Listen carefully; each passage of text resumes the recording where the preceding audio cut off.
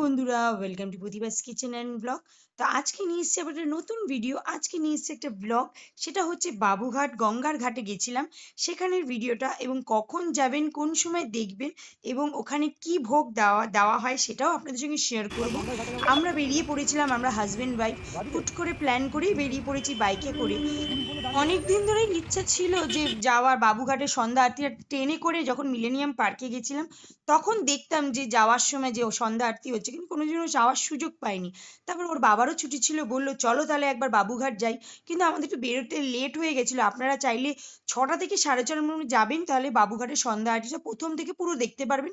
এবং কত সুন্দর দেখুন, সিটিংয়ের ব্যবস্থা আছে, আপনারা আরাম করে বসে বসে দেখতে পারবেন। তো আমাদের একটু যেতে লেটই হয়ে গেছিলো, তখন 7টা 5-10 হয়ে গেছিলো। তো আরতির শেষ সময়টা দেখেছি, তো যেইটুখানি দেখেছি তাই সত্যি খুব ভক্তি লেগেছে, মানে এতটাই ভালো লেগেছিল আরতিটা দেখতে। পুরো বেনারসের ফিলিংস হয়েছিল। বেনারস আমি কোনোদিনও যাইনি, কিন্তু তাও মানে দেখেছি ভিডিও, সেইটুখানিতে আমার খুব ভালো লেগেছে। सभी लोग मिलकर जयकारा लगाएंगे।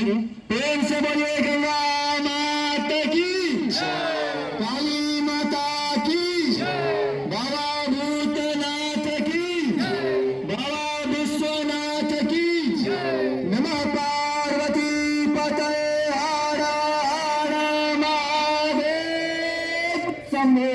एक बार दोनों हाथों को उठा के जोर से जयकारा लगाएंगे। प्रेम से बोलिए गंगा माता की। তা আরতি শেষ হয়ে গেল, শেষ হয়ে যাওয়ার পর এই যে দেখতেই পাচ্ছেন সবাই কি সুন্দর নিচ্ছে, কিন্তু তারপরে পাশে লাইনও লম্বা লাইন পড়ে গেছিল। তো আমি তো ভয়ে ভয়ে ছিলাম যে এটা অ্যাকচুয়ালি ভোগ প্রসাদের লাইন, যে দেখতে পাচ্ছি সবাই দাঁড়িয়ে যে লম্বা লাইন দিয়ে রেখেছে, এটা ভোগ প্রসাদের লাইন। তা আমি ভাবছিলাম লাইনটায় দাঁড়াবো কি দাঁড়াবো না, ভোগ পাবো কি পাবো না। দেখতেই পাচ্ছেন কত বড় লাইন, এবং এখানে লাইন শেষ ছিল না, অনেকক্ষণ, আমরা তো 5 মিনিটের মতো ছিলাম। আর এই যে দেখতে পাচ্ছেন একদম স্টেশনের গায়ে, বাবুঘাট স্টেশনের গায়ে আপনারা এই আরতিটা পেয়ে যাবেন, মানে ট্রেন থেকে নেমেই একবারে রেডি।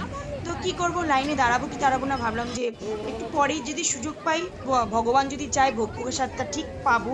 তো সত্যি ভোগ প্রসাদটা পেয়েছিলাম।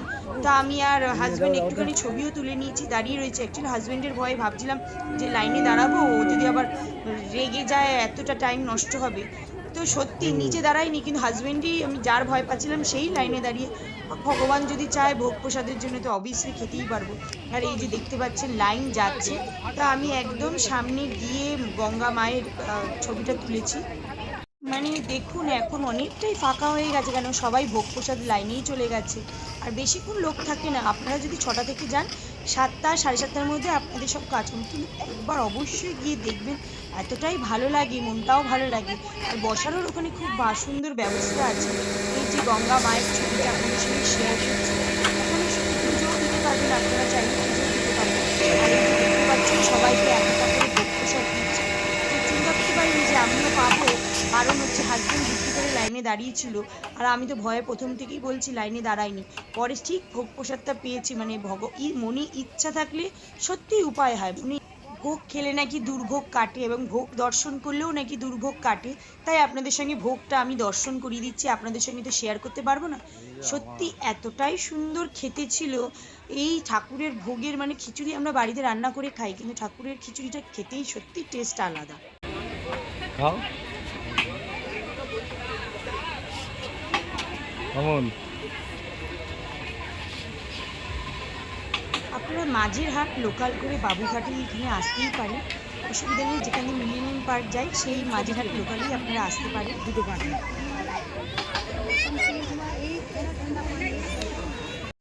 বাড়িতে খিচুড়ি দিলে খেতে চায় না, কিন্তু এই যে দেখুন ভগবানের প্রসাদ, মানে মানে ইচ্ছা থাকলে কিভাবে উপায় হয়, ঠিক ও নিজে দাঁড়িয়েই প্রসাদটা নিয়ে এসছে এবং নিজেও গ্রহণ করছে।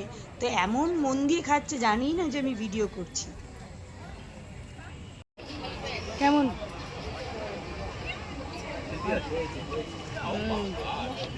ভেবেছিলাম পাবো না, এটা তো ভালো। দারুণ টেস্ট।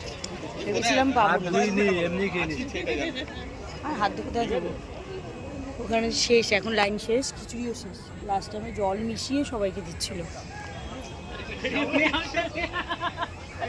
একটু তাড়াতাড়ি আসলে হয়, 6টার মধ্যে আসলে ভালো হতো, তাহলে পুরো ওই আরতিটা দেখতে পারতাম।